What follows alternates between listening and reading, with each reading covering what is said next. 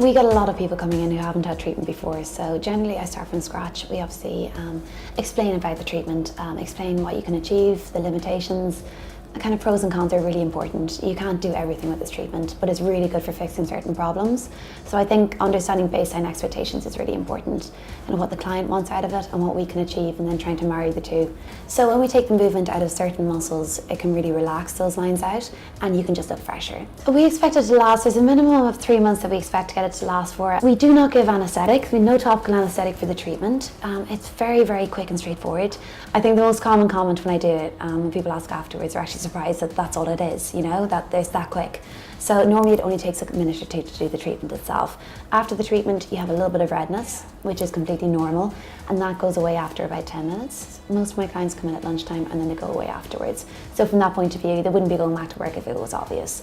Sometimes people can report a bit of a tingling sensation, and sometimes you can get a bit of a headache. That's the other most common thing.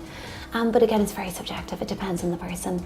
It does feel a little different. I mean, you take a movement out of a muscle, you're used to being able to move that, so it feels a little strange. Every muscle is connected onto another muscle, and the face is very, very complex. So sometimes you can treat an area in isolation, say in the frown. If you want to soften a frown line and you want to get a little bit of brow elevation, you can treat the frown just by itself, and that works really, really nicely. You might notice the lines in the forehead a little bit more in that area because you're cancelling them in one area, so it can be exaggerated in the other.